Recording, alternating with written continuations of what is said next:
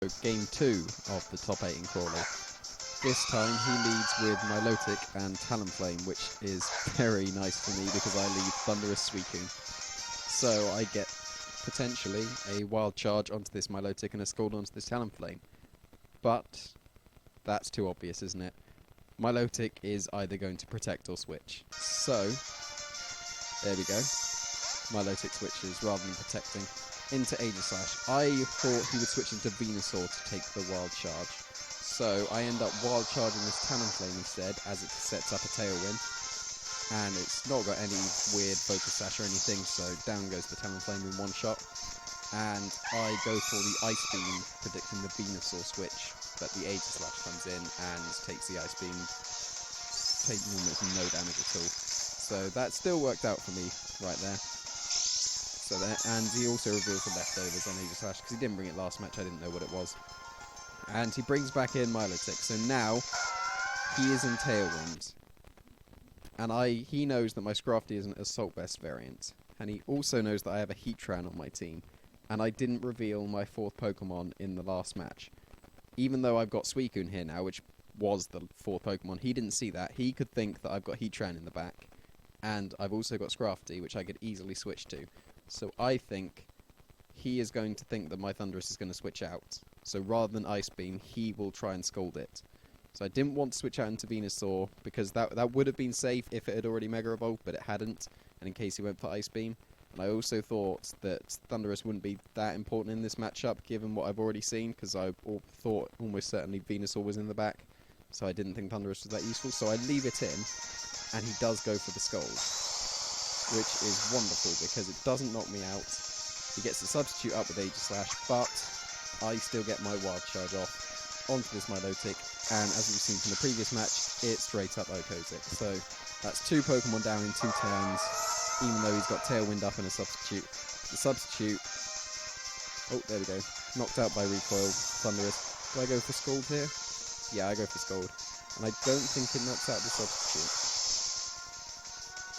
No. There we go. It doesn't knock out the substitute, so that's a very bulky Aegislash. So, he's down to his last 2 Pokemon, which is Venusaur, and his Aegislash behind the substitute. So I get to switch in my Scrafty, and put Fake Out pressure onto this Venusaur, not this Aegislash. So I expect the Venusaur to protect. But, I don't go for that. He gets the Mega Evolution. Wasting more time, as per usual. There we go. So, he's in Tailwind, both of his Pokemon are going first, but he protects his Venusaur, which is a bit questionable, because he's wasting his Tailwind, but he did expect the Fake Out. He goes for the attack, I think onto Suicune's Shadow Ball. Yeah, there's the Shadow Ball, it'll be on Suicune. And my Suicune takes that very nicely, no Life Orb or Weakness Policy or anything, and I get the Snarl off. Behind this substitute, it hits the Aegislash in its Blade form and does very decent damage. Lowers its special attack as well, which is very nice, and I go for the knockoff onto this Aegislash as well. So, that was a wasted protect on the Venusaur, but that's what I thought was going to happen, even though it wastes his Tailwind turns.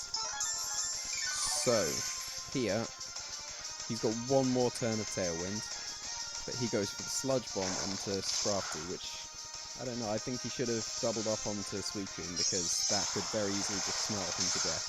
But he obviously thought I would switch or maybe protect Suicune, but there, that was funny. Double Snarl miss. You don't see that every day. It did not matter. Get the knockoff onto Aegislash. It's gone, and it's 3v1 now. So I can just snarl away at this Venusaur for as long as I want, especially since the Tailwind's gone and my Suicune is now faster. So I switch out Scrafty in case I ever want a Fake Out or anything. Bring in the Venusaur and just start snarling with this Suicune. There we go. So he's going to Giga Drain the Suicune, I believe.